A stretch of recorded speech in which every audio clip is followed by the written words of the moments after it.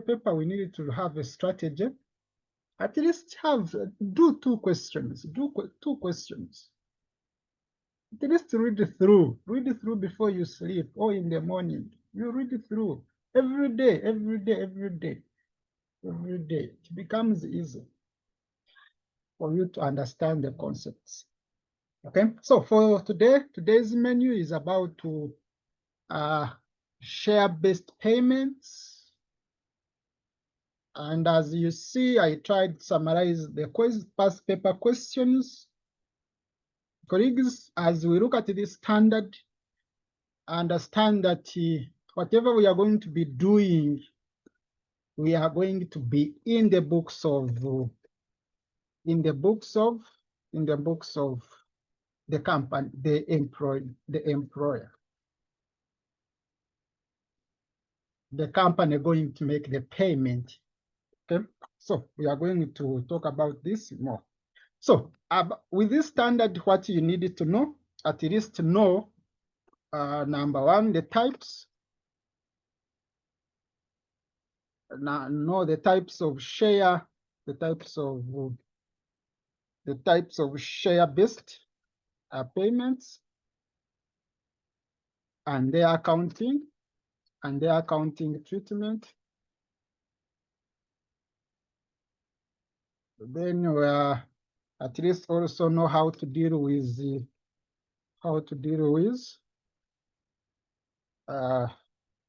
deferred tax implications and the deferred tax implication of share-based payment, payments. Then also, at least you need to understand issues related to repricing. In case there is repricing in the question, how do you handle the pricing of shares, share options?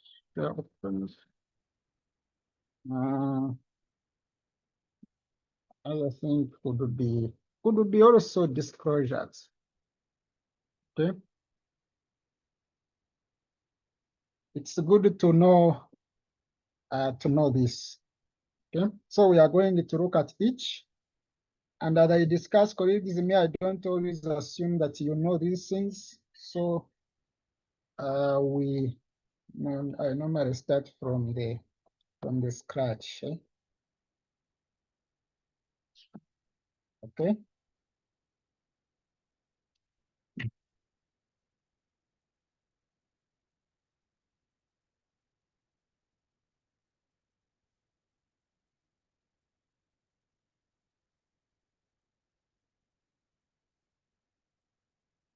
So how does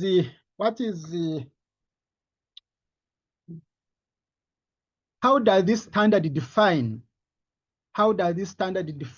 share-based payment? Okay, the standard defines but I want to confirm whether you're hearing me, colleagues. Confirm whether you can hear me. Yes, I can hear you. Yeah, okay. My side is clear. Try also to summarize. Okay? I will not be sharing these workbooks. So the standard defines this.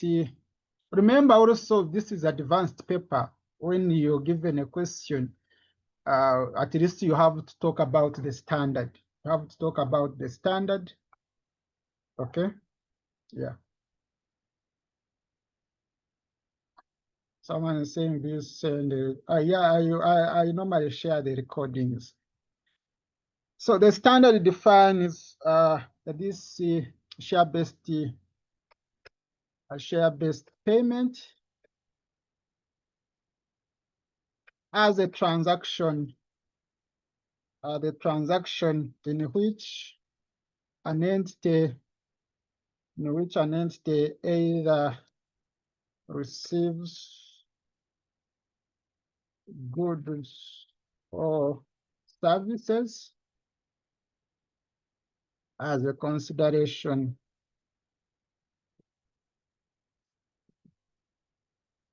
as a consideration for equity instruments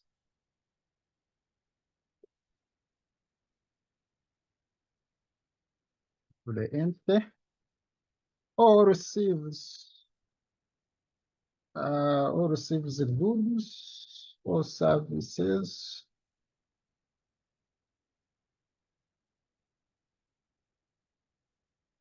from a supplier, by incurring liability to the supplier,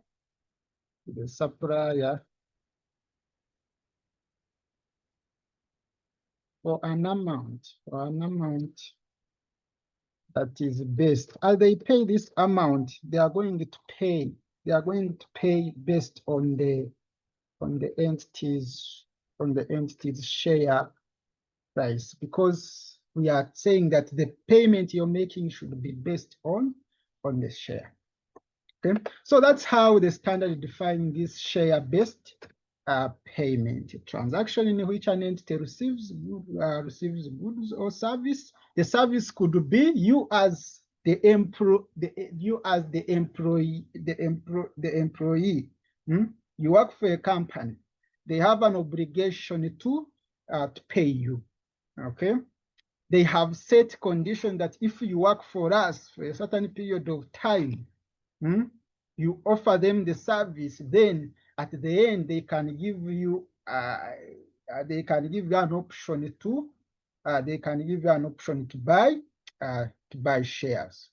Okay, they can compensate. That is consideration. They can compensate through giving you the equity instrument. So this is how the standard defines share-based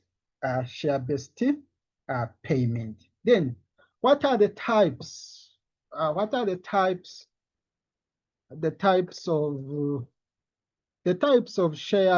share-based payment?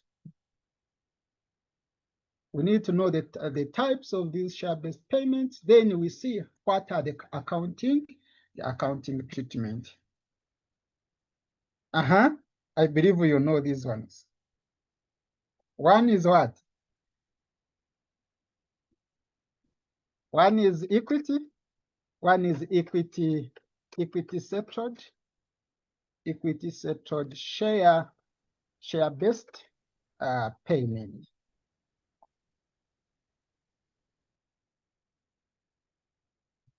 And this is where the entity pays for goods or services by issuing equity instruments, okay, including shares and share options.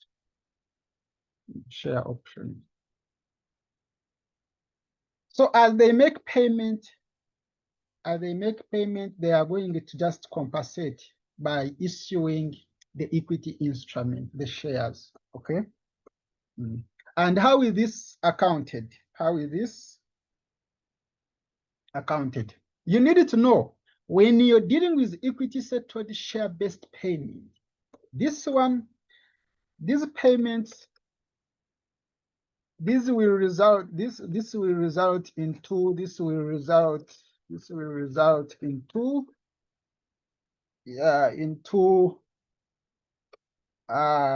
equity. This will result into equity and the expenses.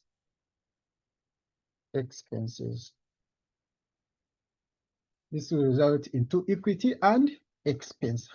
How?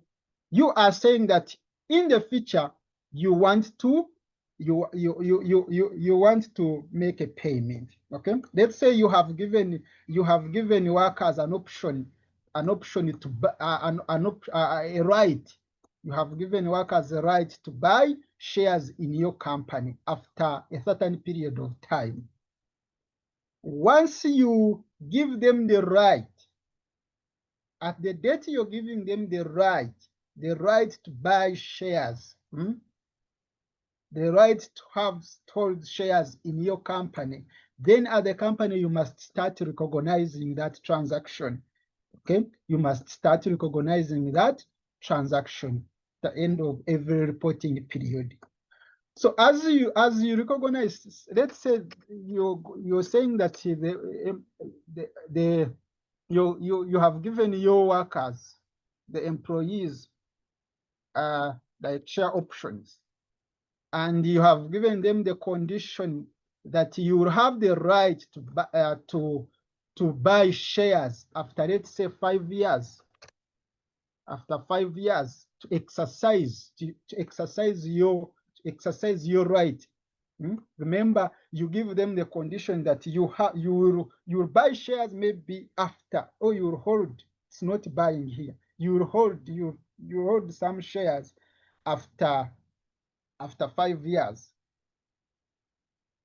So if it's now, at the end of your reporting period, you need to recognize that transaction. You need to, even if they have not yet exercised the right, you as the company, you must start recognizing. You must start recognizing. And as you recognize, you'll find that obviously this transaction is resulting into equity and expense. These are the expense we are talking about here is employee cost. Because at the end of it all, you as a company, it's like a cost to you. It's like a cost to you. This is payment, share-based payment. This is a payment to you. So you recognize an expense called employee cost. You debit employee cost. You debit employee cost and credit the equity reserve. You credit the equity reserve. Why? Because if these work employees exercise their right, it means that the equity of the company will increase. So that's why we are saying that this transaction, if you're going to make payment, if it is equity settled, then we'll have these two accounts affected. Okay. Now, this equity settled share-based payment is measured according to what? We are also going to summarize and say they are measured. These payments, they are measured. They are measured using fair value at grant date.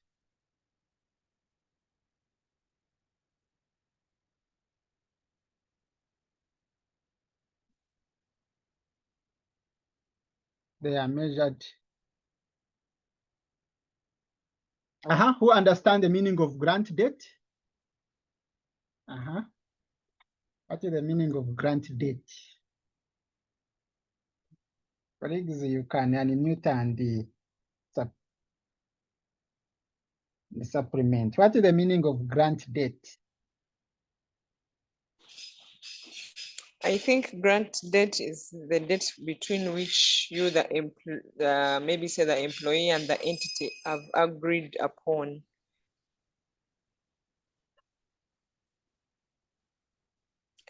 Yeah, that is true. Okay. That is true.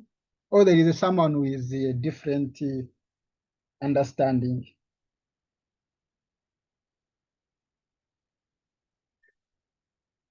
It's a date on which the entity and the employee agree to the terms of a share-based arrangement.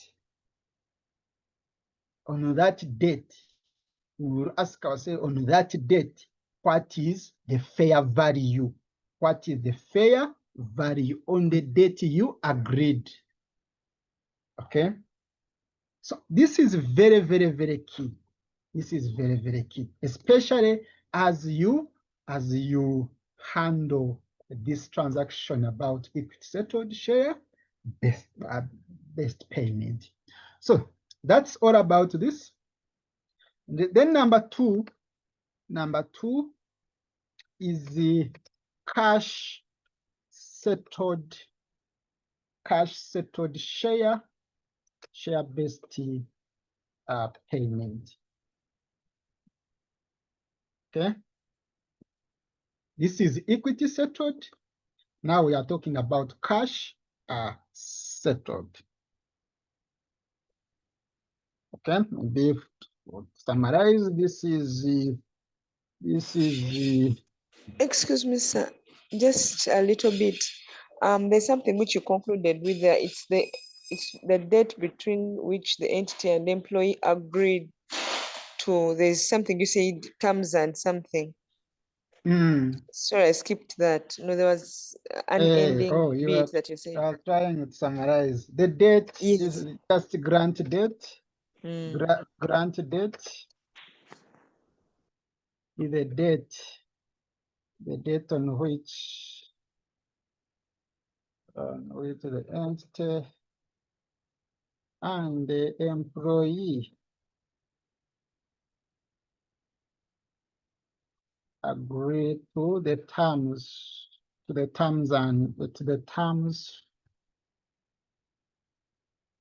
of the share based payment arrangement. Okay, that is just a summary. That is just a summary. Thank you so much. The date you agree, on this date you ask ourselves, what is the fair value? What is the fair value? Okay. Okay, so cash settled share based payment. Let me just summarize. Is where this is where the entity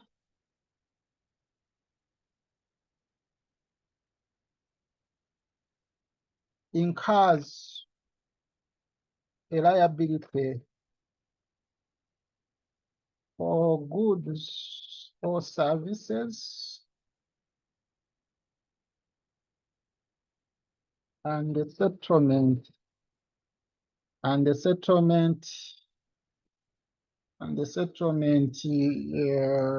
can I say? The settlement amount is based on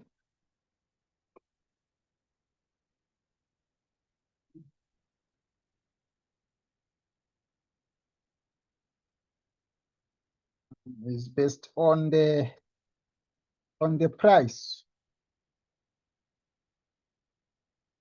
of the entity's shares or other equity instruments.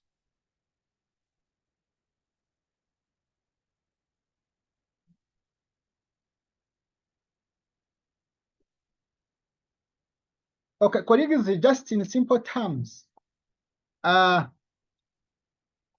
you incur a liability. Maybe you have an obligation to clear in the future. But as you clear that liability in the future, you're going to clear by paying cash. But as you pay that cash, it should be attached. You look at the price. It is conditioned to the what? To the price of the share. At that date, what is the price of the share? Okay, as you make the payment,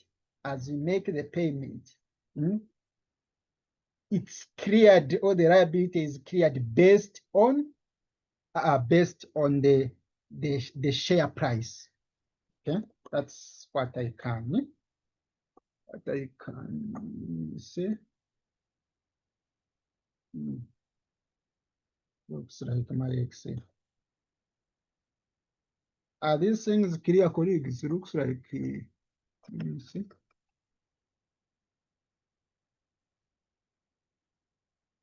This is where the entity incurs a liability for goods or services and the settlement amount. What did you record? What did I say? And the settlement amount is what? What did It's you based record? on the price, and the And the settlement amount settlement is based on the price. Oh, yeah. Yeah. Okay. It's based on the price of the entity's shares or other Equity equity instruments. instrument. Okay. So this transaction, in a situation where you're settling or you're making a payment in this kind of form, then this one will result into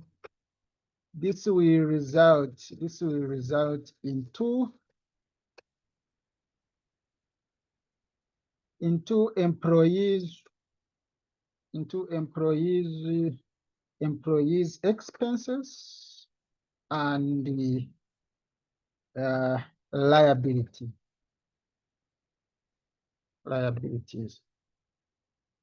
The first one is employees expenses and equity, but here it's employees expenses and liability. It's not an equity because it is not equity settled. This is cash settled. So it means that for this one, you will be just introducing a liability, not equity. At a point you're making the payment, you debit the expense account, that is employee at the time you're recognizing this transaction. Because remember, colleagues, we are saying that this is not yet. You're planning to make the payment in the future.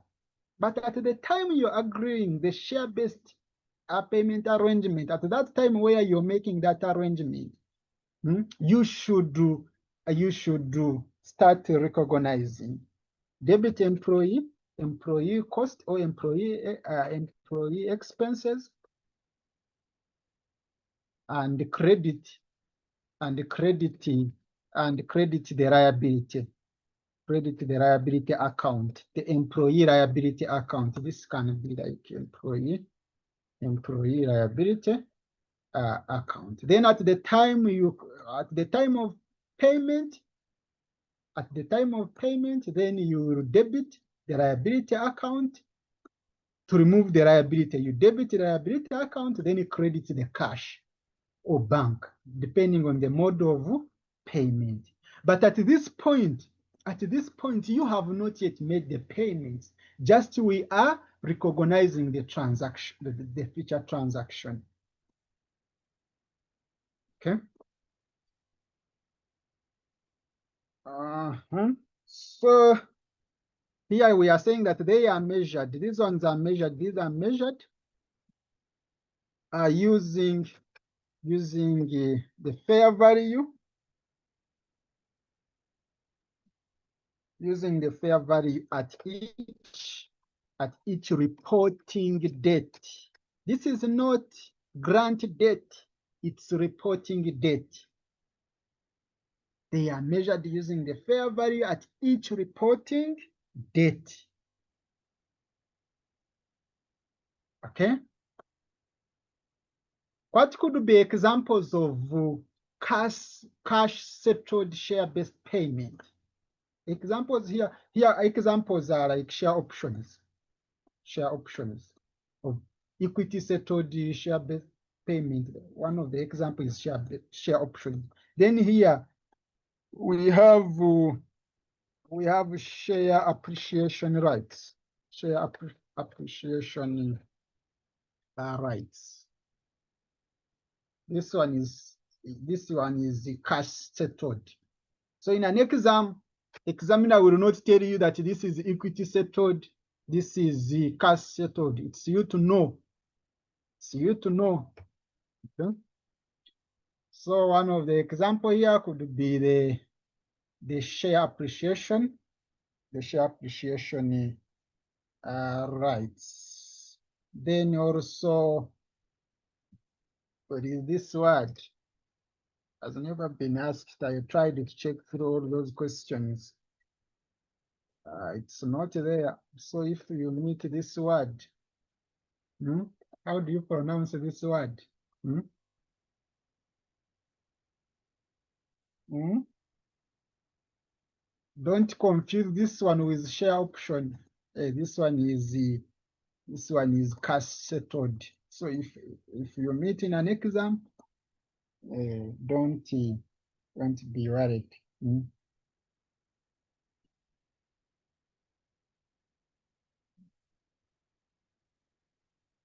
So colleagues with share appreciation rights, this is just like here we are talking about a situation where you agree with your company that in a situation maybe a company can engage you, your boss can engage you, the company can engage you and say, maybe if our company's share price increases, then in the future, after a certain period of time, we are going to pay you.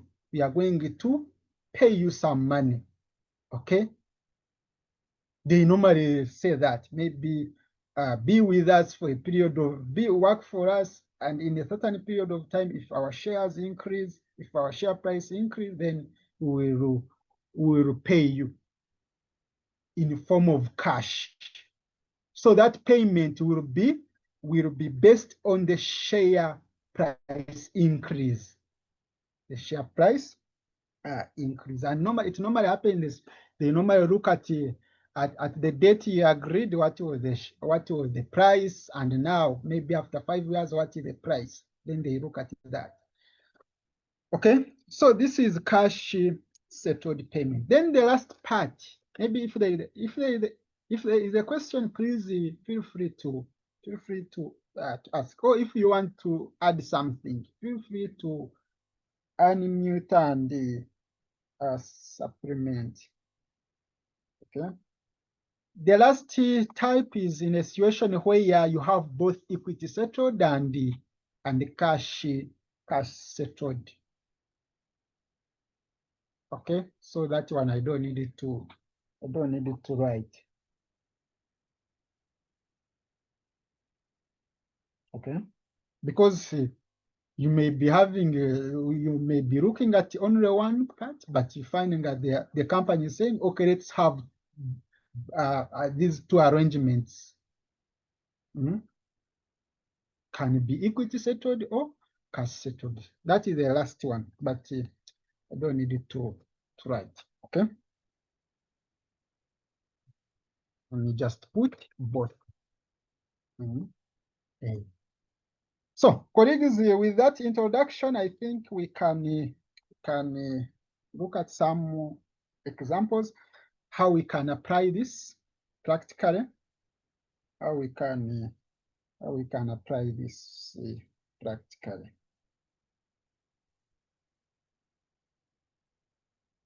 Okay, so let's start with the.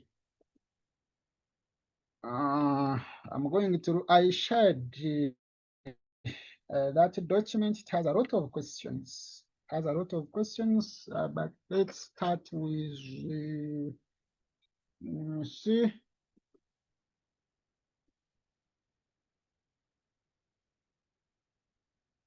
Okay, let's start with March 2021.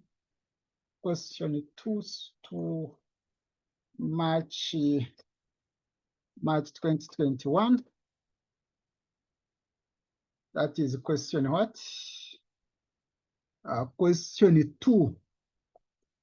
Question 2. Which screen are you seeing? Question 2. Question 2, then that one is the second paragraph. Okay. Do you have the question bank? I have. Which screen are you seeing?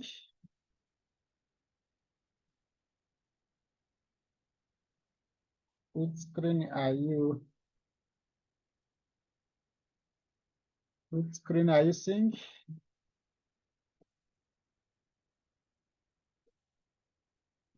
That's a Mogera. Your The Excel. screen.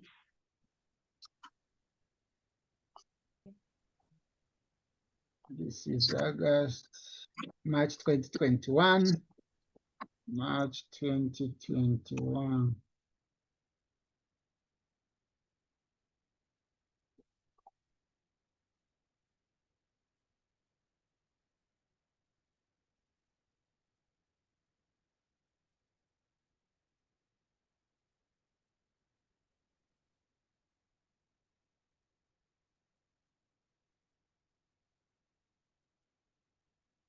Okay, this is March 2021. Question 2. Question 2.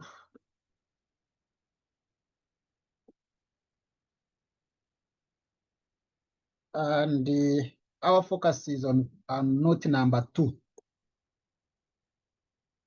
Okay, so note number 2. Okay, before we go to note number 2, just to build up on the required part, what are they saying? They are saying that we discuss the accounting treatment of the above transactions in accordance with the relevant financial reporting standards, and show the extracts from the financial statements of PBL as at 31st December 2019. The reporting period is very, very key. The reporting period is very, very key. Okay, it's very, very key. So we need it. We are just discussing the accounting treatment of each transaction. For us, our focus is on the transaction talking about share-based payment. That is the number 2. They are telling us that on 1st January 2018, PBL granted 500 shares. Granted 500 shares. In your mind, colleagues, you need to know, is this cash settled or equity settled? If they granted 500 shares, then what's that? Will it be cash settled or equity settled? Shares is part of equity settled, share-based payment. Shares, share options. Those ones are part of equity settled. Okay. If they give you share appreciation rights, that is like SARS, or if they give you phantom shares, that one will be cash settled. Okay.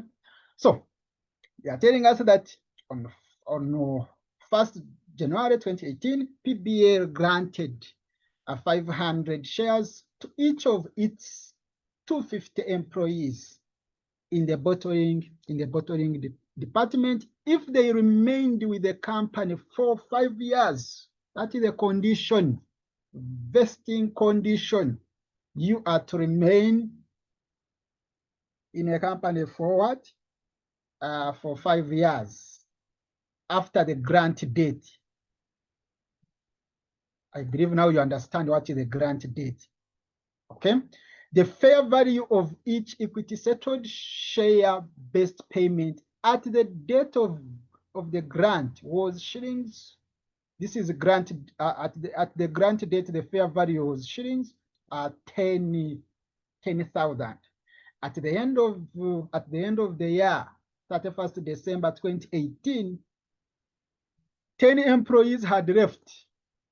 10 employees had left the company, and it was estimated that a further 20 would leave the company before the expiry of the 5 years.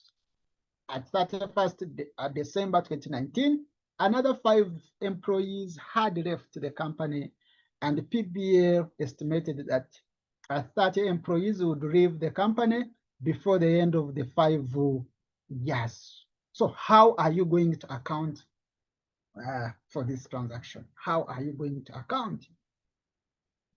Okay. How are you going to account? So we are going to say shares are examples of equity as settled, share-based payment that result into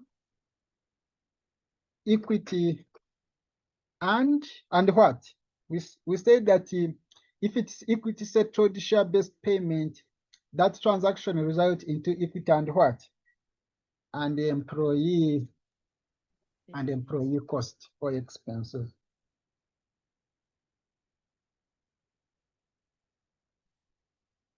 Okay, that is number one. This transaction, you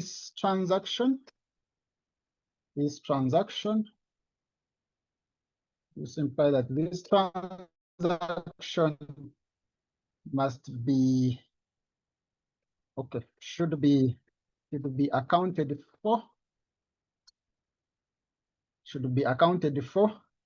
in accordance with the IFRS 2, that is share-based payment. Okay, I'm just trying to summarize. This standard,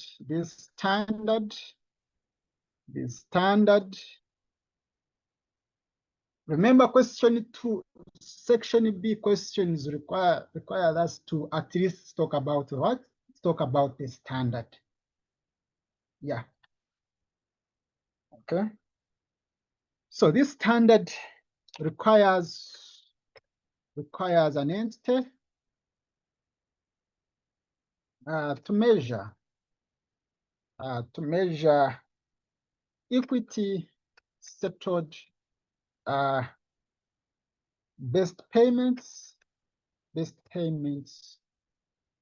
using what? How are they measured? Using the fair value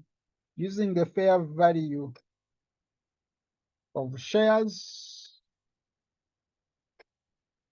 at the grant date.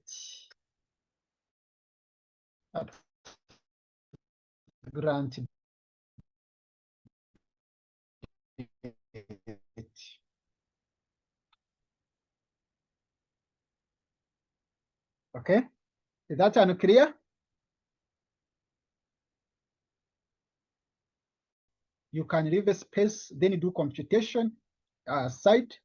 After your computation, you just come back here and summarize. Because here we need to know what should be reported in profit or loss, as in your income statement, what should be reported in the balance sheet. Okay, for the year ended what? For the year ended 31st December. For the year ended 31st December 2019, what should be reported? Because they said you show the extract. You show the extract from the what? From the financial statement.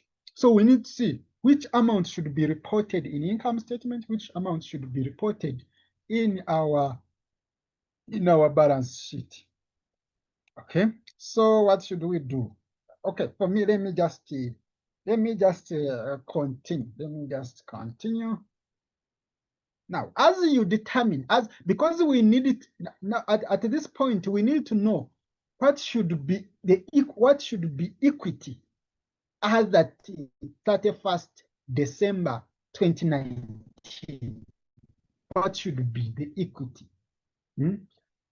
as at 31st December 2019. Then what should be the employee cost in that year? How do we determine this? How do we determine this? There are some steps that you can follow. There are some steps that we can follow. But as you determine those,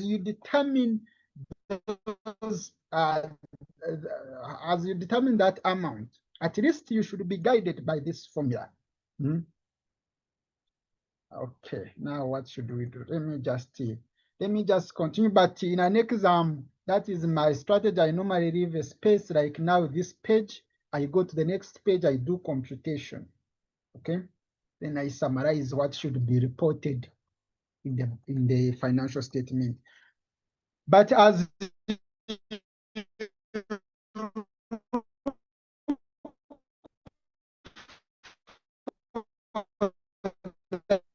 Abel, you're breaking.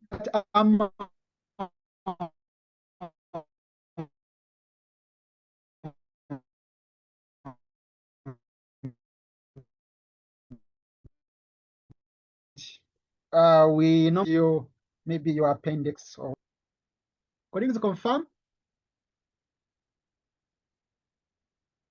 Confirm. Can you hear me? Yeah, you're clear now. Okay, so we'll need to first get, maybe this is, assume this is part of your workings. Assume this is part of your working. Leave like a space, just you can just continue. Working.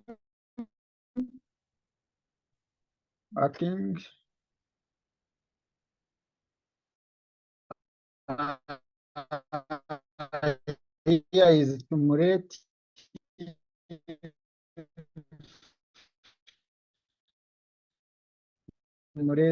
You need the cumulative. Some people use table. So okay.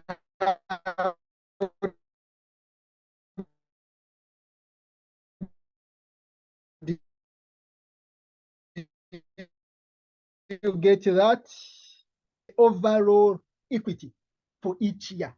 What is the overall equity for each year? Okay.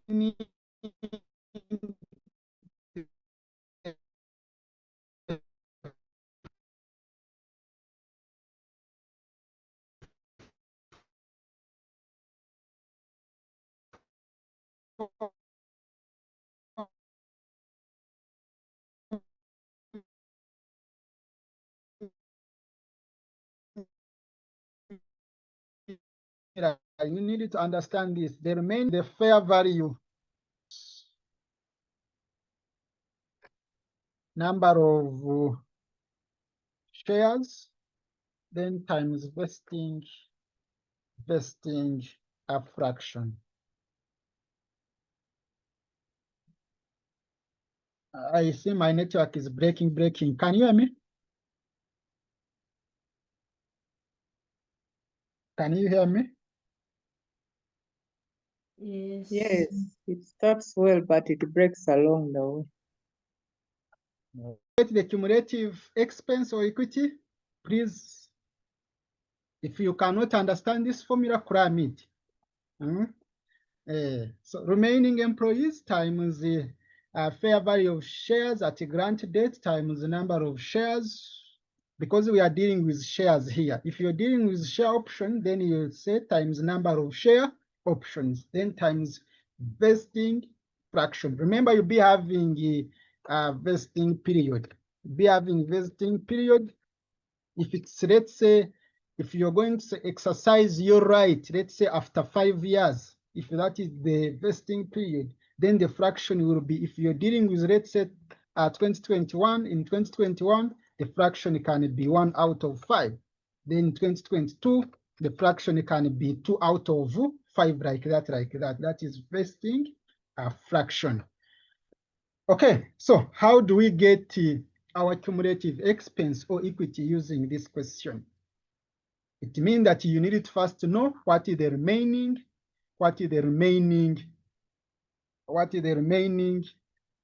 remaining employees in each year. The question is, when was this arrangement? They agreed on which date? On 1st January 2018. That is the grant date. Okay. On 1st January 2018, this company granted 500 shares. So it means that however much the question is saying that you account for the year ended the 31st December 2019, you must start from what? You must start from this. Okay. So we are going to if I'm to get, let's say, cumulative, if I'm to get cumulative expense, if I'm to get cumulative expense following the formula, what is, let's say this is 2018. In 2018, what is the remaining employees in 2018? The remaining employees is what? Since the year is at the 31st December 2019, it means that the year normally starts from 1st January to 31st December. That one is also very, very key. So on 1st January 2018, we want to see in 2018 what was our remaining employees. You can grant 500 shares but to 250. But not all these 250 employees will remain in the company. Some decided to quit because of situation maybe beyond their control. So they are saying that at the end of are you saying this statement? They are saying that at the end of 31st December 2018, that is the period we are interested in. At the end of 31st December 2018, 10 employees had left, okay, had left the company. And it was estimated that a further 20 would leave the company before the expiry of the 5 years. So as you get your remaining employees, for 2018, you are going to first get the total employees that were granted these shares. That is 250 employees. You remove the number of employees that left in 2018. How many? Number of employees that left in 2018, how many? 10. You remove that 10. Then you also remove the estimate. The standard allows us to remove the estimate. Okay. The estimate. What is the estimated number?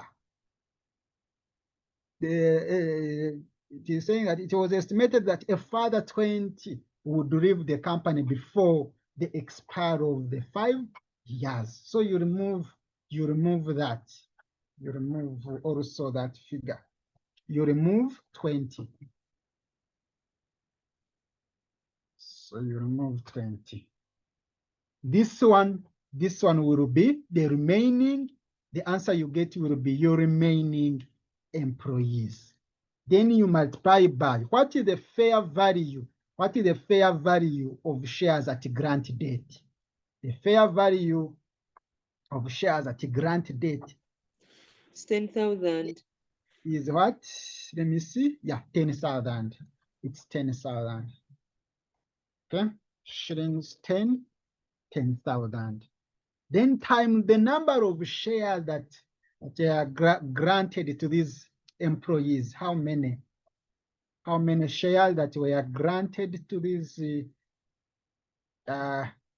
employees? 500 shares. Okay. Then times, now in 2018, we need to know what is the vesting fraction. First of all, what is our vesting period? What is our vesting period? Is it 5 years? The period, and it always It's depends on the 5. condition. It's 5, okay? They said that as long as you remain with the company for 5 years, so that is your vesting period. So it means that since 2018 is our first year, the vesting fraction is what? 1 out of 5. 1 out of 5. What do you get? Those with the calculator with some speed.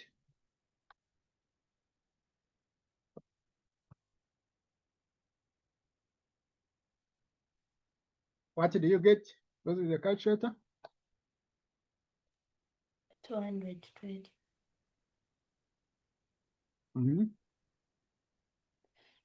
This has to be 10,000. Pardon? The overall we answer get is 110 million. 20 million, okay? So we can, okay, 20 million. The fair value at grant date is 10,000. It's 10,000. 10, okay? Okay, let me first type this, then I correct. I move out saying nakakubye, kumbe. I copied the wrong figure. So that is our cumulative equity or expense. At the end of this 2018, in the financials of this company, we must be in a position to see this figure. Okay. Then in 2019,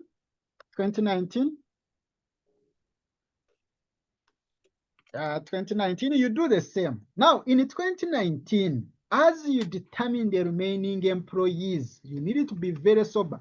To get the remaining employees in 2019, you get 250, then minus employees that left in 2018, that is 10. Don't bring issues related to estimate in 2018. It will not work. You remove the employees that left in 2019. Okay? So don't remove this estimate in 2018. No. You just simply get the total employees that were granted these shares, that is 250 minus employees that left in 2018, then minus the employee that left in 2019. How many? As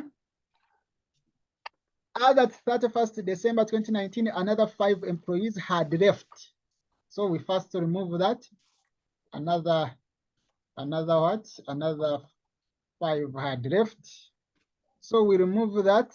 We remove that 5 and also remove the estimate as well. This is the estimate in 2019. That one will be also subtracted.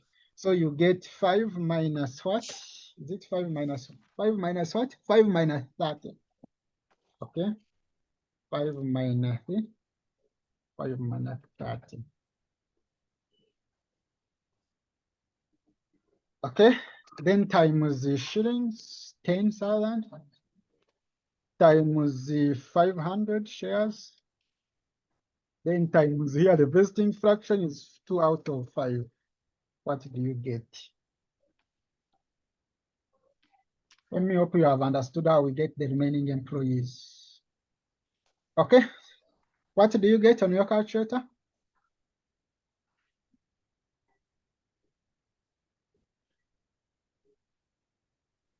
$410 million. Your calculator. Please, we need to do a lot of numbers, so try to. What do you get? 410 million. 410.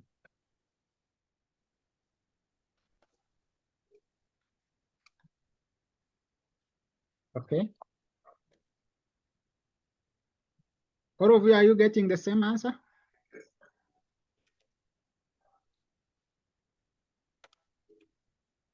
Okay, okay. But So the first one is since, like I had 22 million, not 20. yeah, I added 200. It's like this, eh? 220. Maybe somebody Oh, could confirm. colleagues give That's me the what I right also thing. have. Hmm? This one, eh? 220, right? Yes. Okay. Okay. So since 2019 is our reporting period, don't waste time. Don't waste time. Maybe if the examiner is not clear about the reporting period, maybe examiner has said that you account for all the period, then you continue. You continue. But since we are reporting out at 31st December 2019, you don't need to continue. Okay.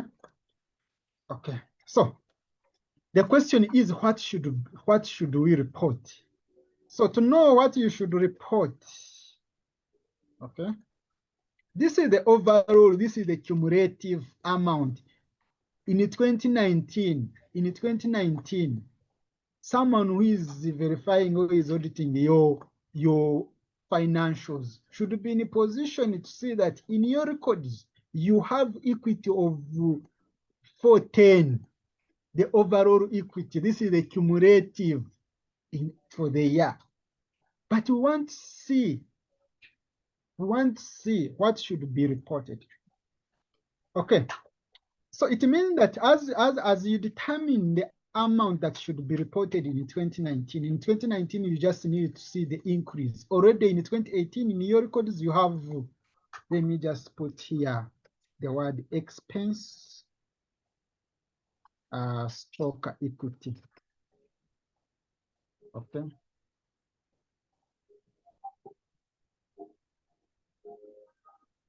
Before I also do that, then I can say that in 2018, what you should do is to debit in 2018. It's like you're debiting the employee, sorry. Let me say, you're debiting profit or loss.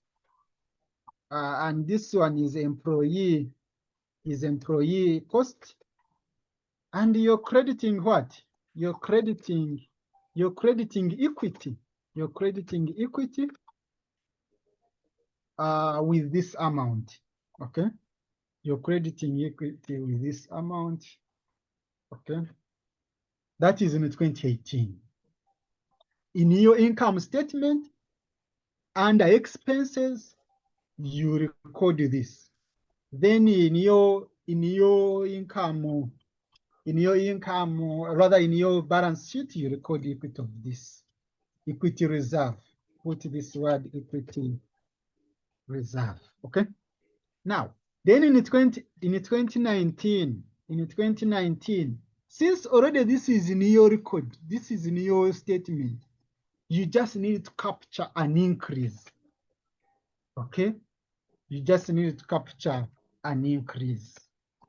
So what will be an increase? You simply get this minus this. This is what you should report. So you debit the profit or loss. That is employee cost with that increase. This one. Then you credit the equity reserve with an increase. Equity reserve with an increase. Okay. So what does this one mean? It means that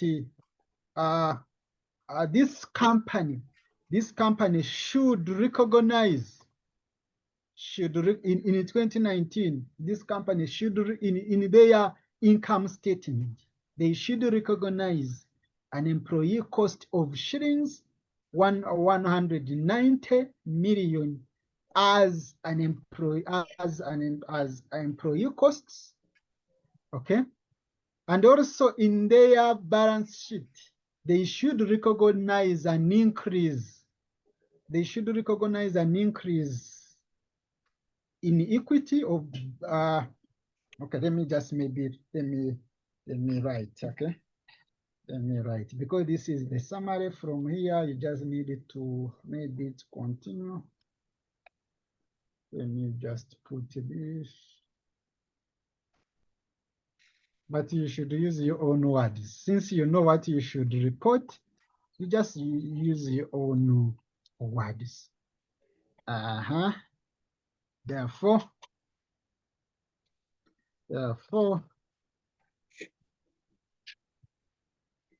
for the year,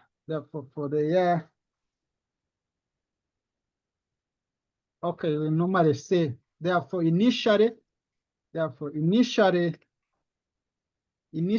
is in the first year, that is in 2018, this company is called what? You just know this entity. Don't put this entity, you put the name of the entity. An entity, this entity,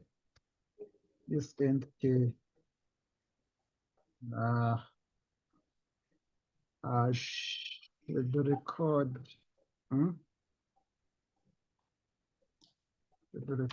or recognize, this entity should recognize what? Should recognize shillings. 220 million as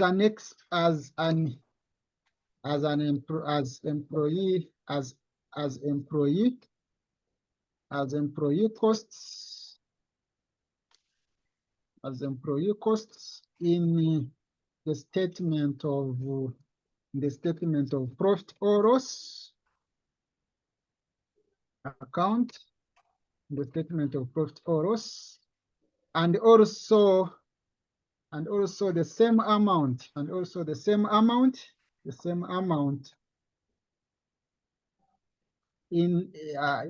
also the same amount as equity reserve in the statement of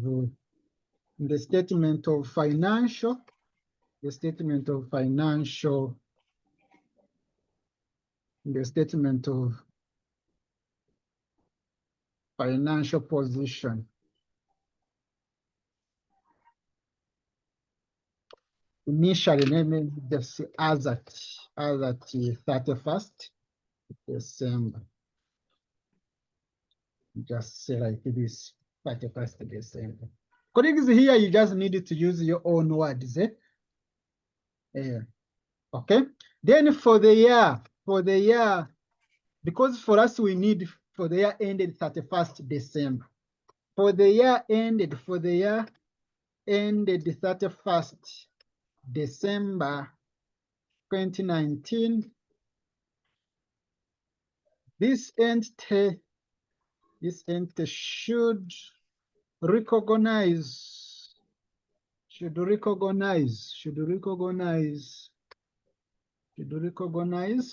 statement of financial position. This equity should be recorded as shillings, the cumulative figure for 10 million. Okay, and that's all. Any question, colleagues? Any question? Is this clear? We are done with that transaction. Is it clear? It's We are clear. done. Yes, it's clear. For this, for the language, you just use your own words. Just use your own words. So that's all about March 2021. Let's also look at the next number. That is, let me see.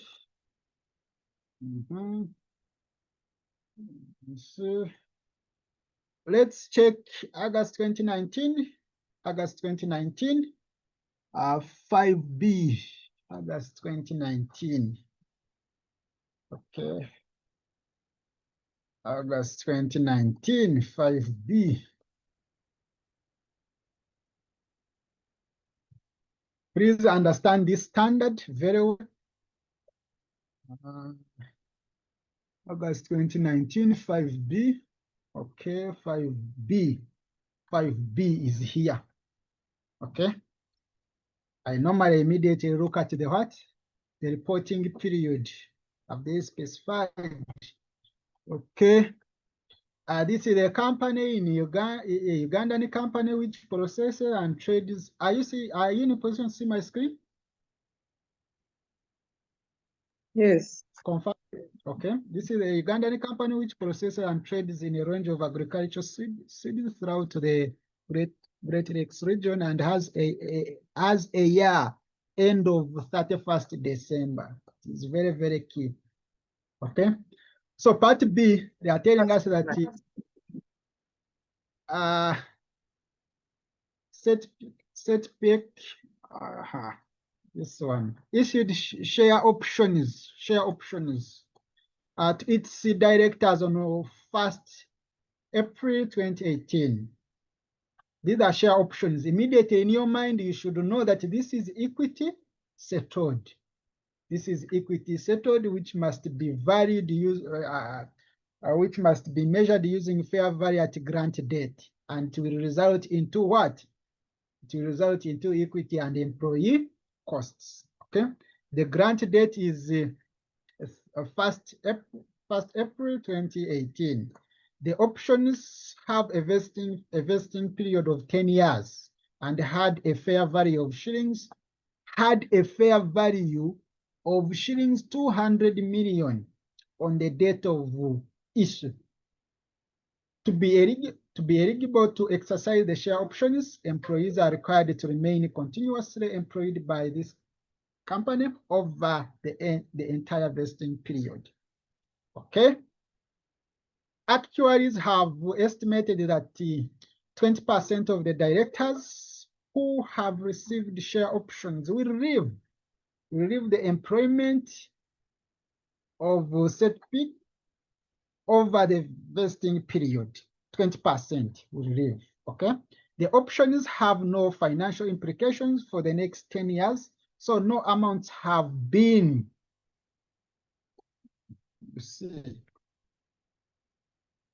no amount have been recognized in relation to the share options in the financial statements for the financial year ending 31st March 2019. How do you approach this question? 4 marks.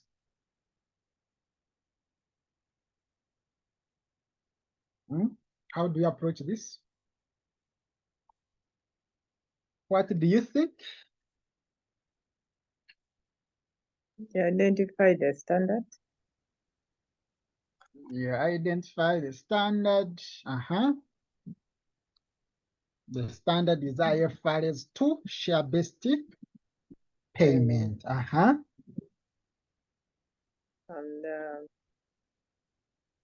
the type of share-based payment also mentioned. Okay, this is equity settled share-based payment. Which should be measured at the fair value.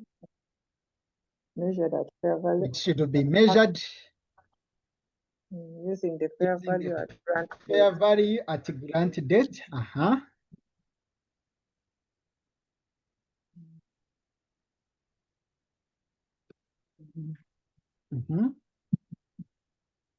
Continue. And it results into an expense in the form of employee cost and a liability and an equity. Debits, you debit expense, employee cost, and then you credit equity. We debit employee cost. You see here, okay, the accountant of this company didn't recognize this transaction. They are saying that for them, they are saying that the options have no financial implications for the next 10 years. So no amounts have been recognized in relation to share options in the statements, in the financial statements for the financial year ending 31st March 2019. So the question is accountant correct or not? Is accountant correct or not? Is he right? Is he right? Of course, here we have seen that as long as you issue these share options, as a company, you must start recognizing the transaction. At the end of every financial year, at the end of every accounting period, you must recognize. You must recognize. If it's share options, then we need to see in that year what is employee cost. Then in your balance sheet, equity must be affected, equity reserve. So the question is now, what should be the amount to recognize? What should be the amount to recognize? How much should we recognize? Colleagues, also you need to understand that in a situation where examiner has not given you issues related to employees, because like now in this question, you don't have number of employees. Do you? You don't. Do you have number of employees here? You don't. In this question, you don't have the number of employees. You just have the only statement that talks about employees is this one, where they are saying that the actuaries have estimated that 20% of the directors, or here we are talking about directors, 20% of the directors who have received the share option will leave the employment of this company over the vesting period. Now, in this situation, you just need to understand that the fair value, this fair value of shillings 200 million, this is the fair value for 10 years, because this is the overall, had a fair value of shillings 10, of shillings 200 million. This is not, this is the overall, okay? This is the overall. You see, like the first question we tackled for the March 2021, you had the fair value per, the fair value per share. But this is the overall amount.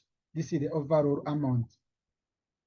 Probably here you're looking at the share options times the fair value at grant date, giving you this amount of money, okay? The overall amount. So we need to understand that this one must be, if you have this one, it must be, can I call it spread? It must be expensed over the vesting period. This one must be expensed over the vesting period of 10 years. However, as we determine the amount to be recognized in our statement, also this one will be considered. Let me just write something. Let me just write something. Okay, this is the August 2019. Okay, August 2019. It is question what? Question 5, part B. Question 5. Question 5, part B. Okay. 4 marks. 4 marks, you don't need to write too much. 4 marks. You don't need to write too much. Already we have talked about, I don't want to repeat this. Already we know that share options are examples of equity settled share-based payments, and those ones result into equity and employees, and that this transaction should be accounted for in accordance with what? In accordance with IFRS, in accordance with IFRS 2. And of course, the standard requires an entity to measure. Oh, okay. So here, what should be recorded? Okay.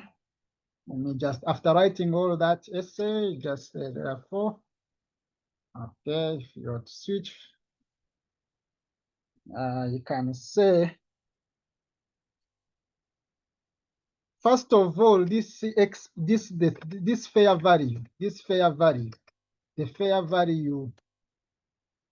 value of the share options. That share value given is for 10 years. The share value option is of shillings, the share value option that is shillings 200 million.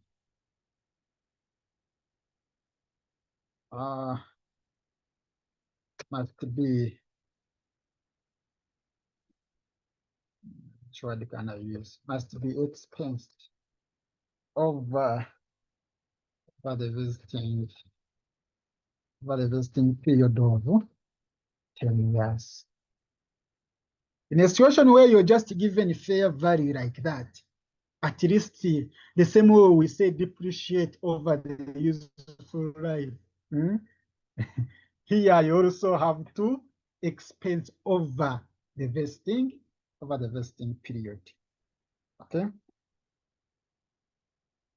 So here you could get this 200 million divided by 10. However, in this question, only 80%,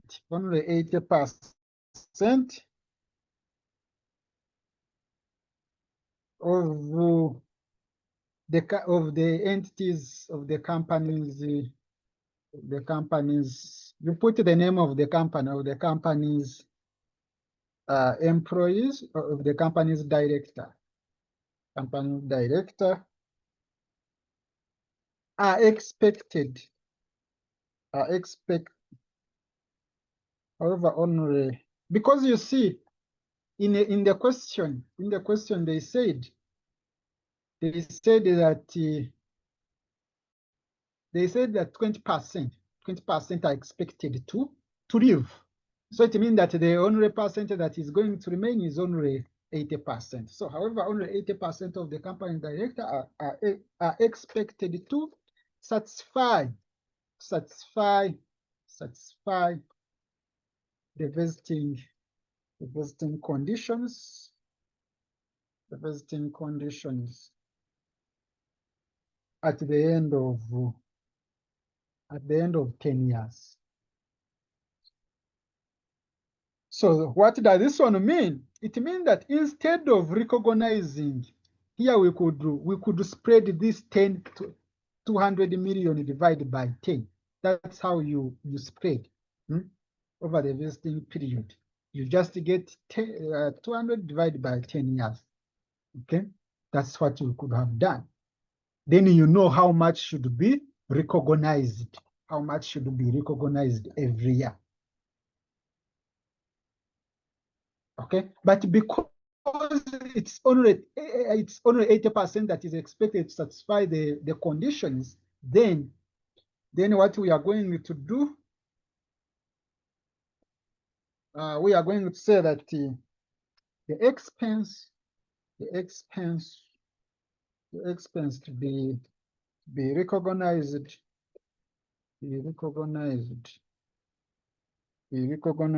in, okay, let me just say, for the year, therefore, for the year ended 31st, for the year ended 31st March 20, what is it, 2019? Which year was that? 2019?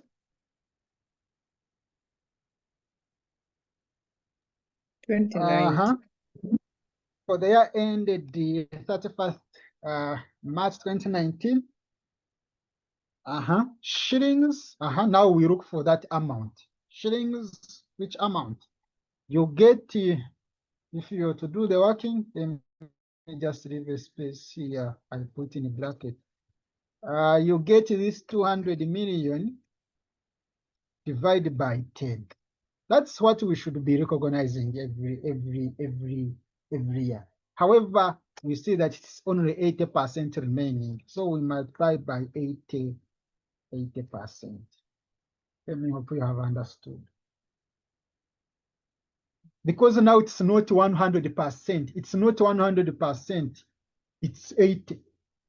100% cannot be applied here. Okay. Not all employees will, not all directors will remain in the company. So what do you get here as your amount? 200 million divided by 10. Then the answer you get multiplied by 0.8. That is 16 million. So this 16 million should be recognized as employee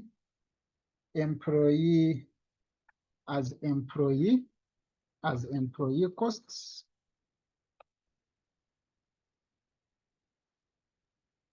As employee costs in the statement of what? In the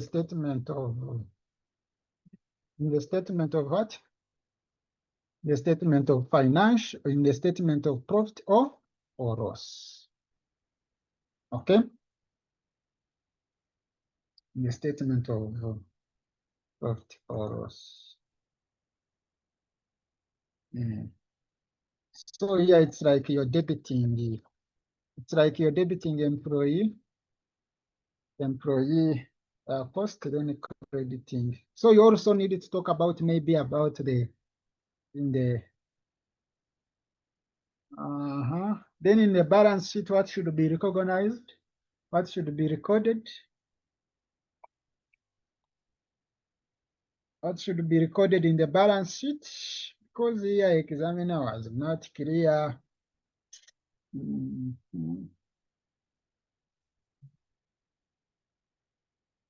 Not clear. You can just say, to me, I could just also say that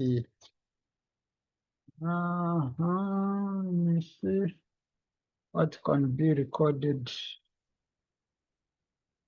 In 2019, in the balance sheet, in the statement of, okay, let me just say continuation and shillings. So let me just say and shillings. Let me just put here and shillings. We look for that. Get 16 plus 16 plus 16. What do you get? And shillings 32 million. 32 million. From where? From the first year, that is 2018. 2018 is 16, and also 2019 is 16. It becomes 32. That is 16 plus 16. Okay, should be recognized and shillings this and shillings 32 million and shillings 32 million as the and shilling as equity reserve. Yes, please. I thought we are dealing with 1 year. We are dealing with only 1 year. Because it is ending in March Let me see. 2019.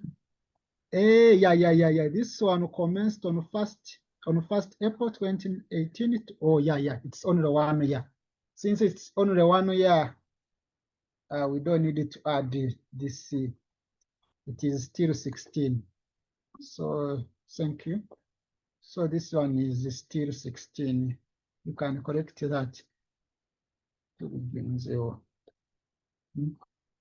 And the shillings 16 million as the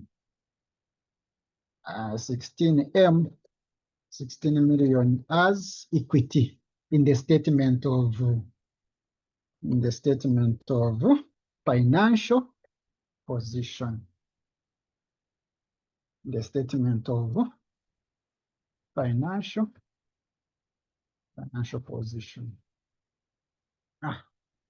Colleagues, I think this is clear. So it means that ideally, it means that accountant understated the equity because he didn't record. For you, you must record. Also, it means that accountant did what?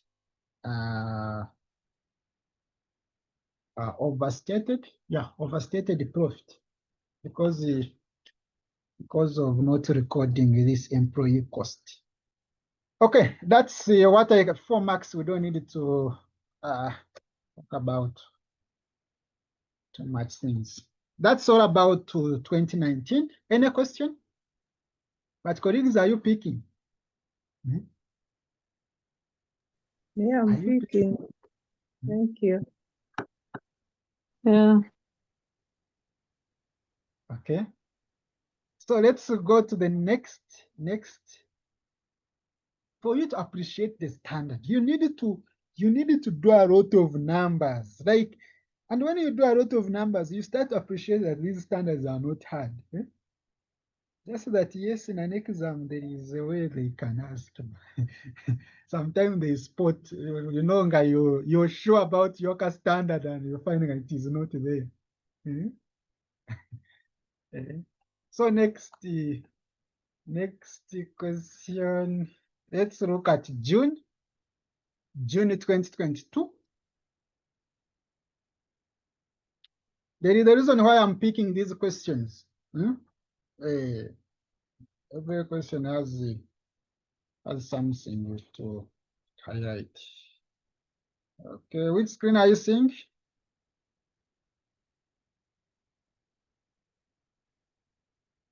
Are you seeing the summary or the Advanced financial reporting. oh, sorry. Then what about now? Still.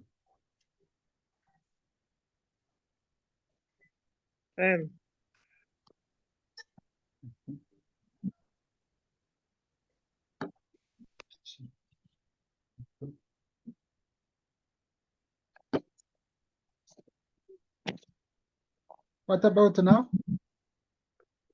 Still the same. Okay. What about now? Our working. Still the same. We are on the last working of the last number. I want you. I do. What about now? You're seeing the question bank? Yes, still question bank. Okay, March, rather June 2022. June 2022.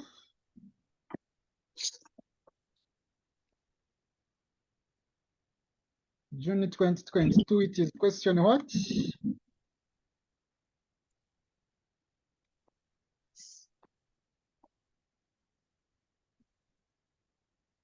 Okay.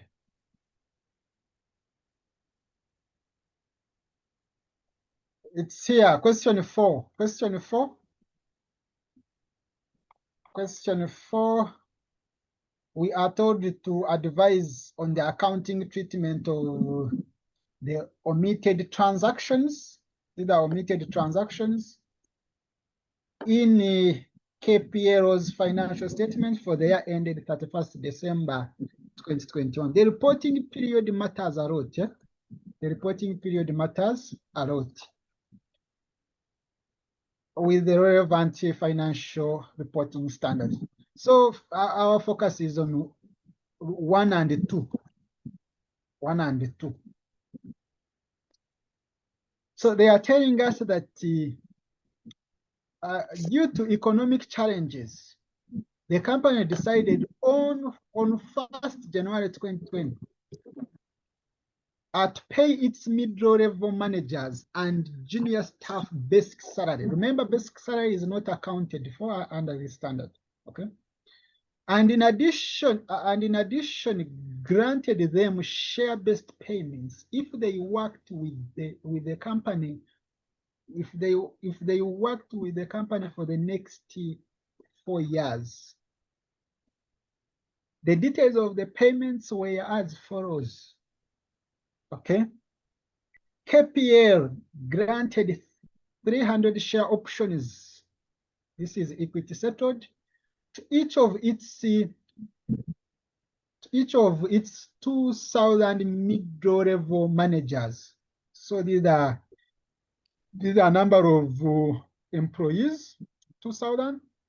On 31st December 2020 and 31st December 2021, records from the Human Resource Management Department indicated that 200 and 350 managers had left respectively.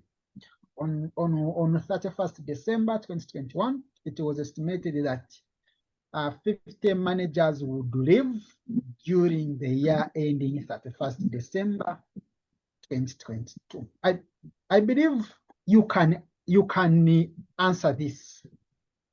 I believe now you can answer this because we have talked about share options. I believe now you can answer this. Just that the challenge is how to get the remaining employees. This is like the first question we started with. You will have in 2020, what is the cumulative expense or equity using our formula? Using this formula. Okay, using this formula. Where is it? This one. Okay. That is in 2020, you determine the cumulative amount. Then in 2021, you also determine the cumulative. Then the amount to report, it depends on the year you're handling. If you're handling, let's say, our year is what? We are handling 20. We are reporting out that what? We are reporting out that 31st December 2021. So here you only need to look at 2 years, 2020 and 2021. So it means that there will be an increase. There will be an increase. Okay, who can tell me the number of the remaining employees in 2020? How many? Who can tell me the remaining employees in 2020? How many?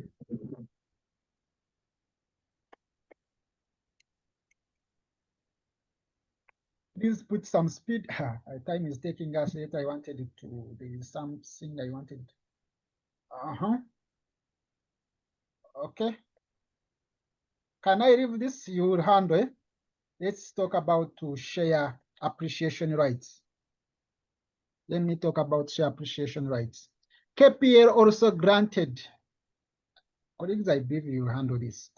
KPL also granted 400 share appreciation rights to each of its 10,000 junior staff, and they would be paid on 31st December 2023.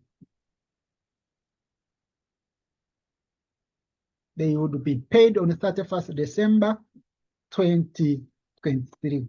The question is, I think here examiner made a mistake, maybe. Let me see. First count from how many years? From 2020. Are they 4 years? Oh, yeah. They are 4 years, eh? Okay. Yeah. They are 4 years. Okay, yeah. KPL also granted 400 share appreciation rights to each of its 10,000 junior staff, and they would be paid on the 31st December 2023. That is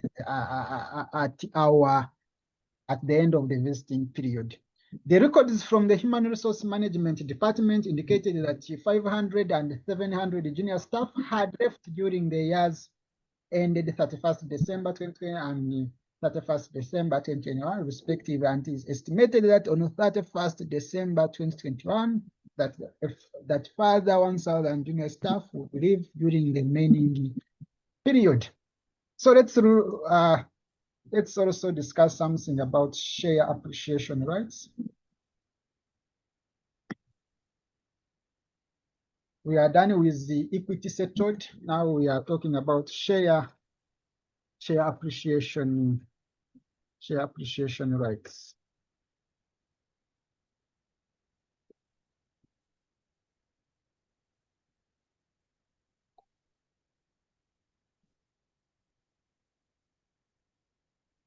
Okay.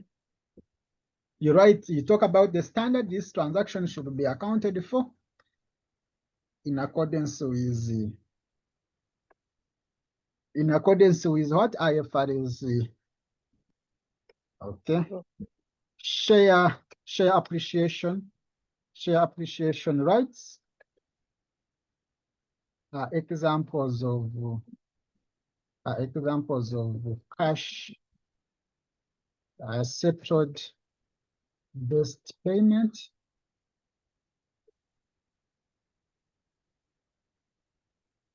that result. Okay. And it means that this transaction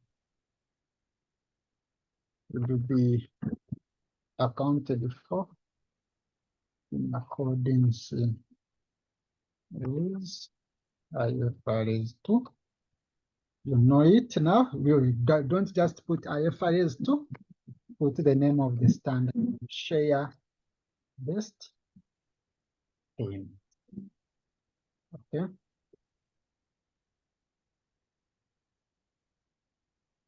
This one, this one we say which result into, this one result into what? This one results into,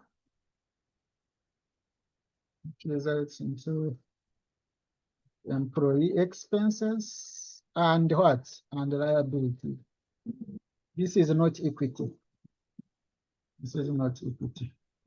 Okay. IFRS 2. IFRS 2. Now you don't need to again mention the name of the standard. IFRS 2.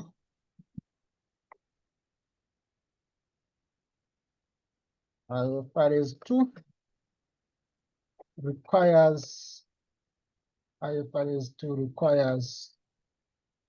an entity to measure cash settled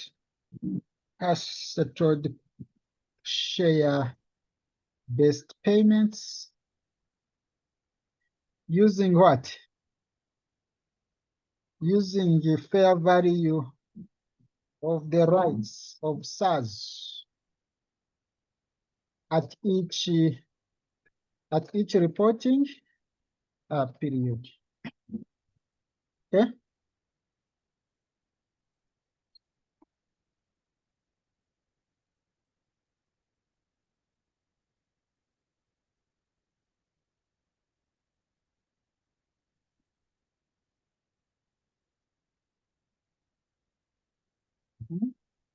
Therefore,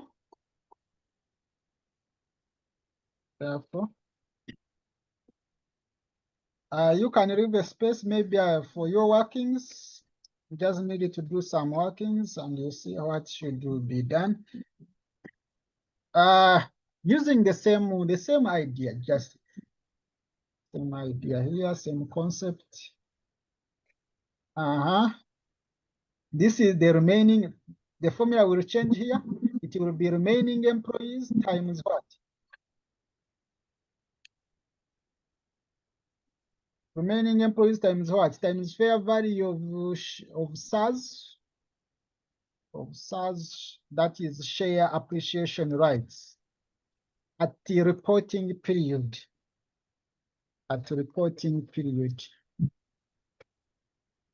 Don't use a grant date. Okay.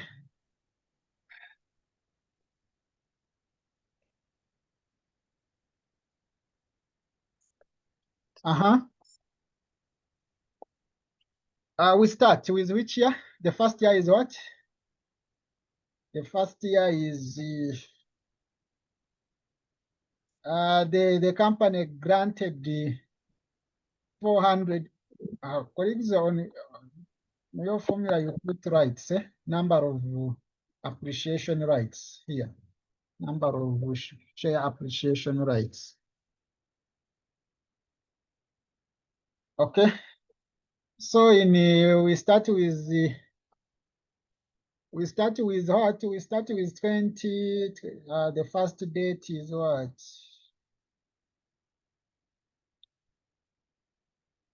2020, okay? In the 2020, as at 31st December 2020, what will be the cumulative number of employees, number of junior staffs, number of junior staffs, 2,000, you get 2,000. How many left in 2020? How many left? On 31st December 2020, I'd estimated that's 200 and 350. So 200 is for 2020. No. We are doing part 2. Oh, sorry. Thank you. Oh, yeah. See, code is from the human resource management. It indicated that 500 and 700 junior staff had left. So it means that only 500 left in 2020. This is not an estimate, this one. This is not an estimate in 2020. It's just a number that left in 2021. So we get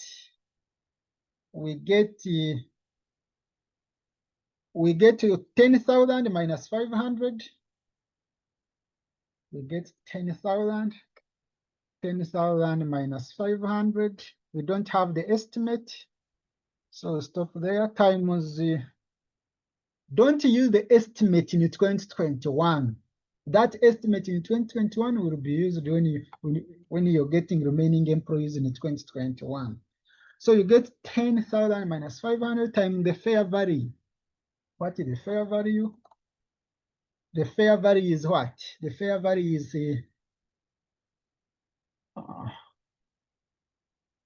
okay, are we given the fair value? Okay, yeah.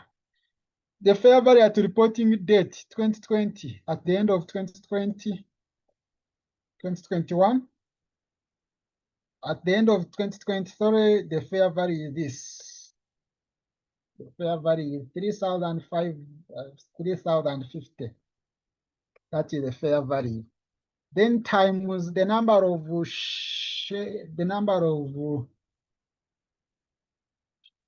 fair appreciation rights. How many? 400. 400. Then times what? Times the vesting fraction. It's what? A 1 out of what? 1 out of 4. What do you get, colleagues? Put some speed. In 2021, you do the same. In 2021, you get 10,000 minus employees that left in 2020, minus employees that left in 2021. There's junior staff that left in 2021, 700, minus the estimate in 2021. Estimate for 2021 is 1,000. So we say minus 700 minus 1,000. Minus 700 minus 1,000. Then times what is the fair value at reporting date? That is as at 31st December 2021. It's this one.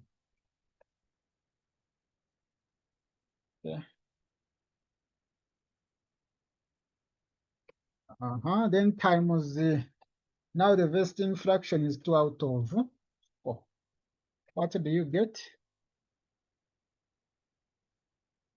Colleagues, tell me. You're quiet. Very quiet. Are you asleep?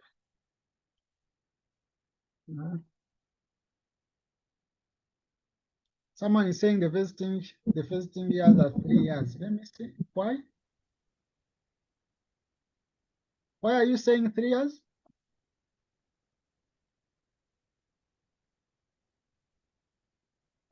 Kindly respond.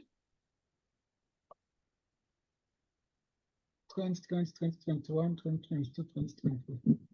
part 2. Kindly respond. Why? Why are you saying 3?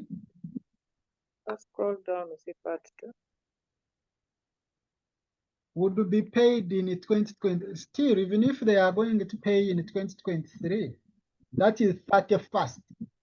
That is 31st December 2023. Count from 1st. We are here. Count from 1st January 2020 to 31st December 2023. How many years? Are they 4?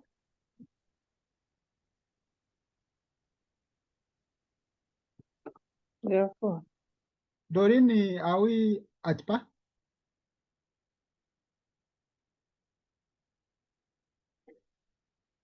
Okay.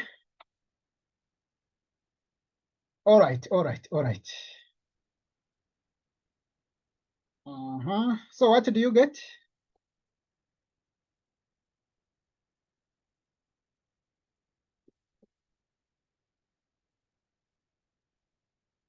What do you get, colleagues? Here, what you'll be having is the cumulative. This will be the cumulative. This will be the cumulative. But what you should recognize for each year, the expense or liability for each year, you look at the movement. Okay, so here, what do you get?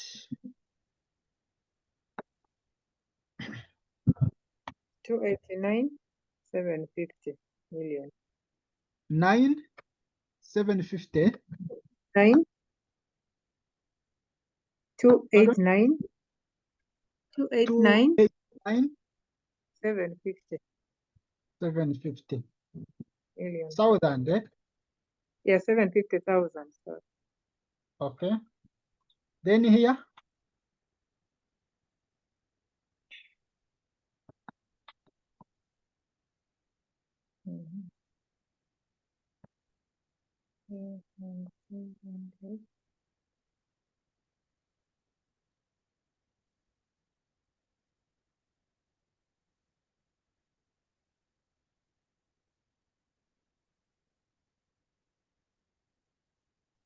colleagues, you are too slow.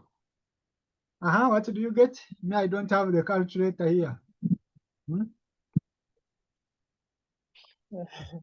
Oh, you have just you're saying I have just understood. 80,300. Pardon? 11 million. I I have can't. 11 million. 680. 680. 500. 500. Yeah. Is this figure right? Mm-mm. It is. You missed the 400. But we have 467. The first one. No, 2021. You are missing the number of shares. Let me see. Yeah, number of shares times 400. So I have 46. Pardon? 467 to 200,000.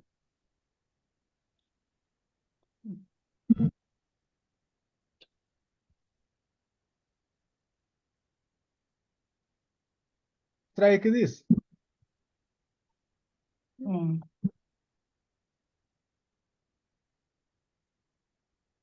Yes. This one is right. The other No, one is 500. it is 2 billion I add another zero. 897. Yes. Okay.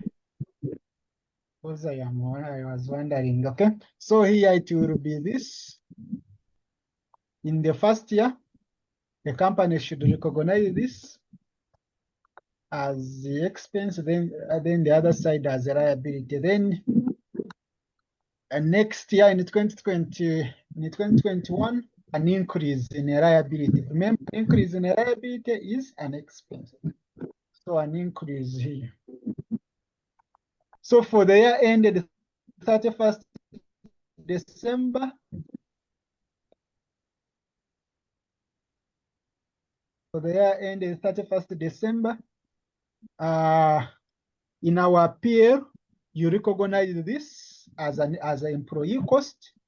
Then in your statement of financial position, you recognize an increase in liability by this, leading to a total liability of this.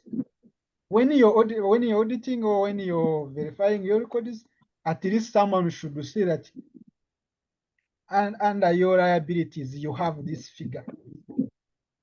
Remember, for balance sheet we record the total. We don't record that. We don't record increase.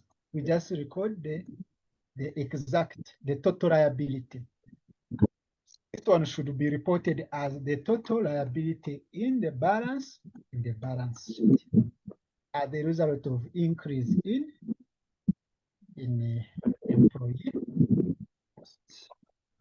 Okay, I believe that's enough. So that's what you will talk about here. Therefore, in the state for the year ended 31st like that, you talk about everything. Now, colleagues, I think that's always the share options, share appreciation. The only part that is left is how to deal with the repricing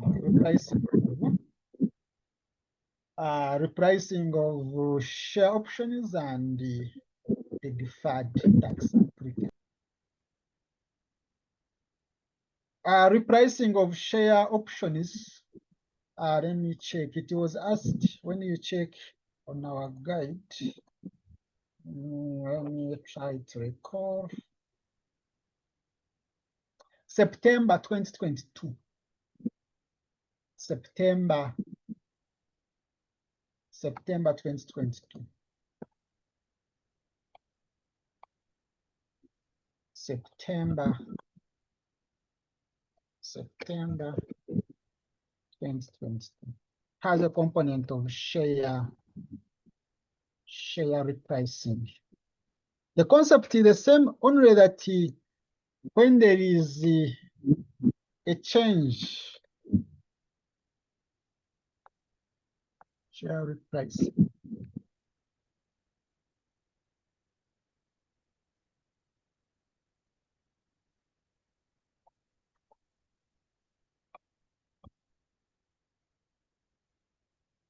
When there is a change in the share price, there is some adjustment that you must make. Let's open that question.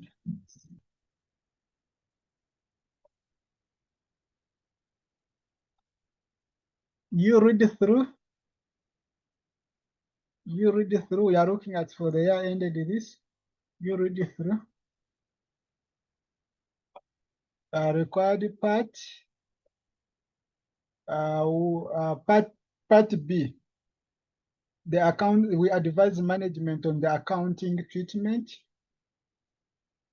of the above transaction. Colleagues, this question, when you see this, they have not said you do a report, but you cannot just start. Let's always have at least the report format or memo format. To, from, date, subject. Okay, the accounting treatment of the above transactions in the Handel Limited's financial statements for the year ended 31st December 2021 in accordance with relevant financial accounting standards. When you look at this note number 2, they are saying that in a bid to motivate and retain its managers, Handel Limited granted all its 8 regional manager 600 share options. These are share options. which are equity settled on 1st January 2020. This is grant date, which would vest on 31st December 2022. How many years? How many years? What is our vesting period? From January 2020 to 31st December 2022. How many years? 3 years. These are 3 years, provided they remain in employment and provide. Okay. The fair value of each option on 31st January 2020 was shillings this. This is fair value at grant date. During the year 2020, one manager left. Okay. We are saying that due to the economic hardships during 2021, the share price of the company fell significantly, and on 30th June 2021, the company repriced the option package. This caused the fair value of each option to increase to this. Initially, it was 2,800. Now, the price increased to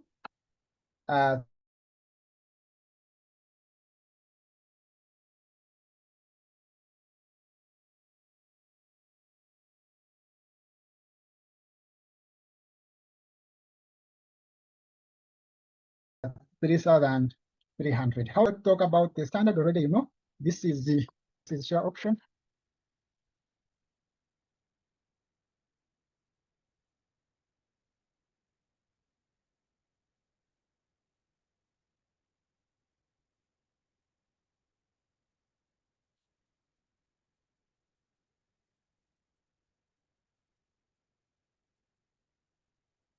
I don't know, my network is disturbing. I don't know whether you're hearing me. So the first year is 2020. So I will just copy the formula.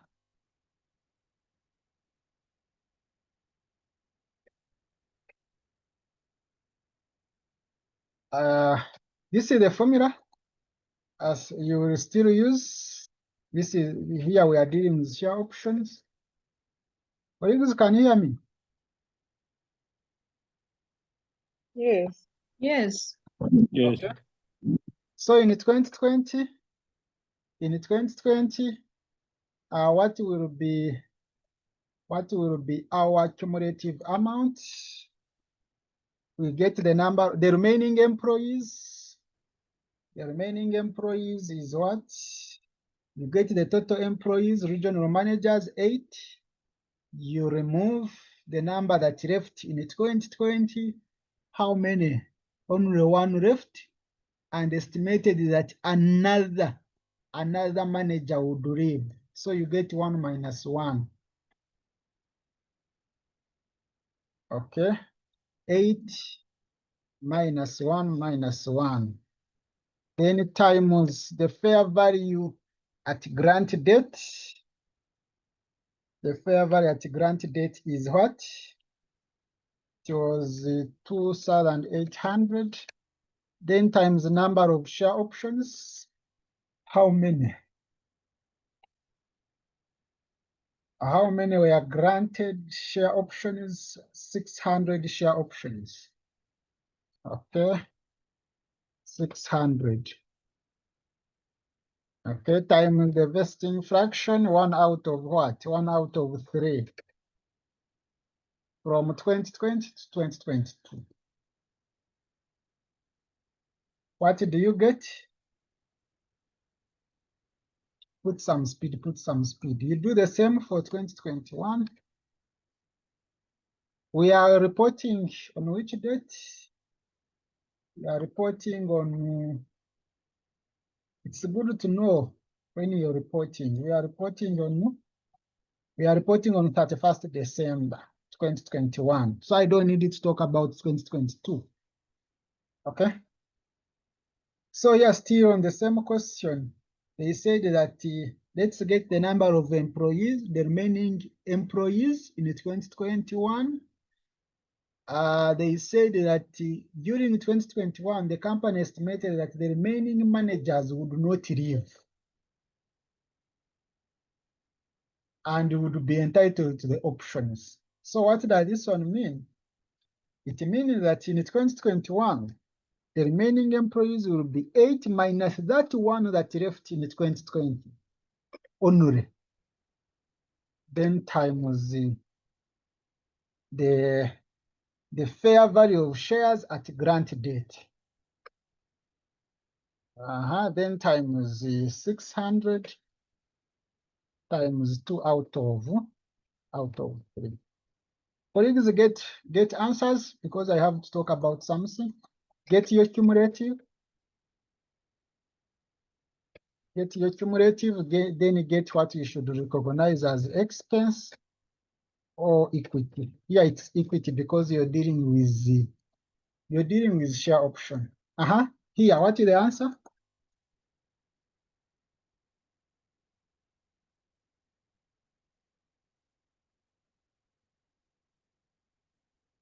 Put some speed, colleagues. Put some speed. I put some speed. Put some Is speed. 3,360,000. Like this. Yes. Okay. Then here. 7,840,000. So it will be this. Here it will be this one minus this. Okay. But because of share repricing, because that one happened in 2021. That one happened in 2021. Effect of share pricing. Okay, what will be the effect? Now you look at you look at 2021. In 2021, you get the remaining employees in 2021. The same concept, but you get the remaining employees in 2021, which is what? 7 employees. 7 employees. Then times the increase in the price, because initially the price was 2,800 and now the price is 3,300. So the increase you get 3,300 minus 2,800. That is the increase in the fair value. Then times the number of share options, that is 600. Then times now the vesting fraction. This is where the problem will come in. In 2020, in 2021, what are you going to use as vesting fraction? This is where the problem is. This is where the problem is, especially when there is share pricing. What are you going to put here as the vesting fraction? Are you going to put 2 out of 3? Are you going to put 1 out of 2? Are you going to... Now, always look at the date. Always look at the date. The date when that one happened. That was on 30th June 2021. Remember, the year normally ends on 31st December. The repricing happened on 30th June 2021. So it means that here, it's not a full year. It's not a full year. So how are you going to handle?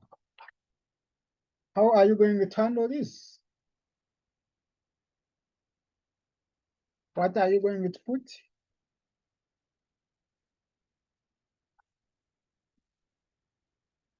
What are you going to put as your vesting fraction? If you count from this date at 31st December 2022, how many months? Those are 18. Yeah, 18. So vesting fraction will be 6 out of 18. 6 out of 18. What do you get as your answer?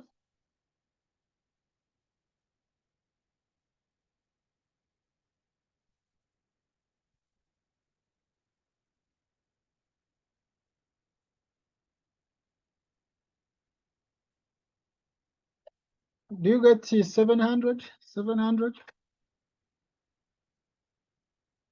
Yes. Let me hope you have understood this. Why I'm using 6 out of 18. Because repricing happened in the middle.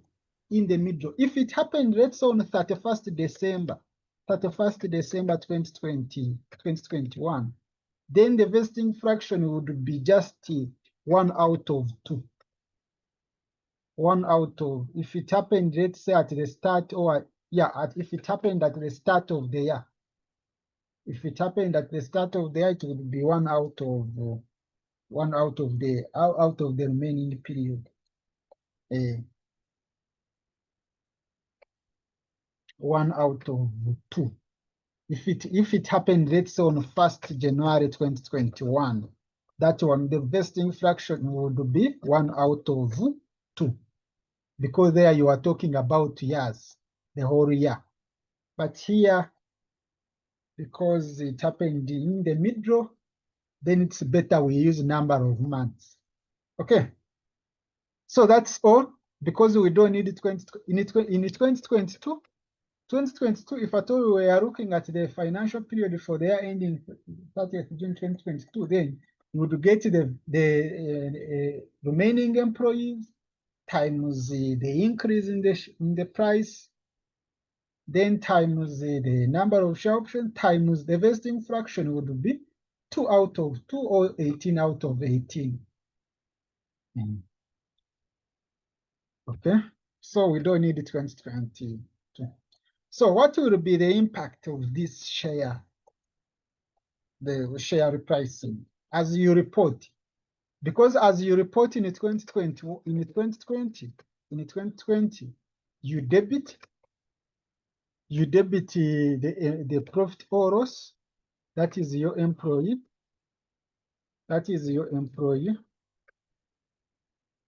employee cost by this. Then you credit equity reserve by this. That is in 2020. Then in 2021, what should you report? You should debit the profit or loss, that is employee cost. Now, colleagues, whenever there is an increase in the fair value, it means that the company is going to incur more. Initially, you are planning to incur this only, but there is an increase in the price. You will have also to incur that. That will be part. Increase in the price, it means that you're going to pay. It's a benefit. It's a benefit to employees, but it's a cost to you as a company. It will increase your cost. So it means that expenses in that year will increase. Expenses in 2021 will increase by increase in the what? In the share pricing. Okay. So you get here, you get this, you get 4.48 million, then you add 0.7.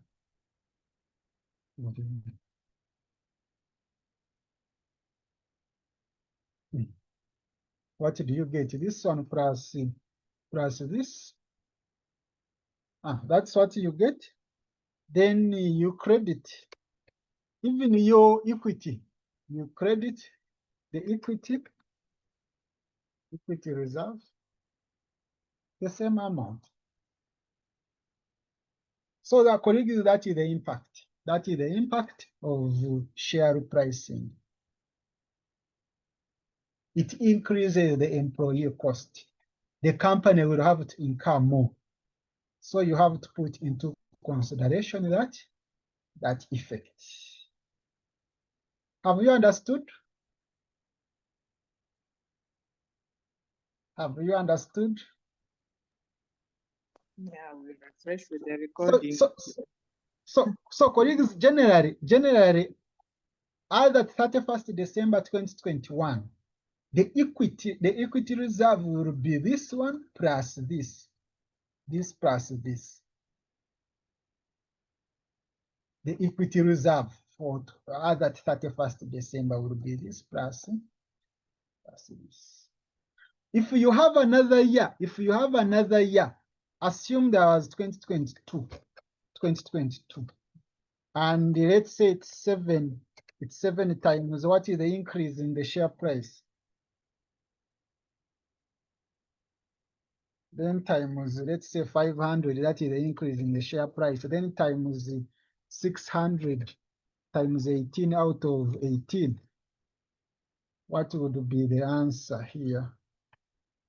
Here, what do you get? 7 times 500 times 600. Am I getting right? Yeah. Yes. You get 2.1. So how do you account? Then you also add here 2022. 2022. Assume here it was 7 still times 2,800 times 600. Now the vesting fraction is 3 out of 3.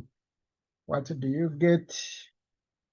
This one would be 7 times 2,800 times 600 times, okay. That's what you get. Then the increase will be this minus this. Now, it means that in 2022, you debit profit or loss, the employee cost, with how much? With this figure, this one. Actually, here it would be good, even if you create, you put here 700,000, then you also put here 7. It would be good for you. Then here you also look at the movement. You get this one is this. Then here the movement is this one minus this. Then when you're handling for the year ended the 31st December 2022, you simply get what you have here in 2022. That is 3.92 million. Then you add this one, 1.4 million. Then the final answer, then the increase in equity reserve also becomes this figure plus this one. Okay. But this is just an increase. But in your balance sheet, as at 31st December 2022, in your balance sheet, the total equity reserve should be what? Should be this cumulative. this cumulative value plus cumulative value of this, it should be 11.76 million, then add the effect of share pricing, 2.1 million.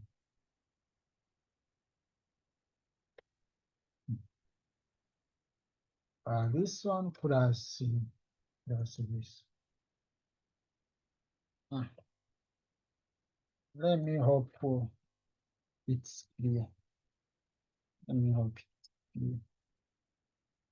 So colleagues, that's all. That's all.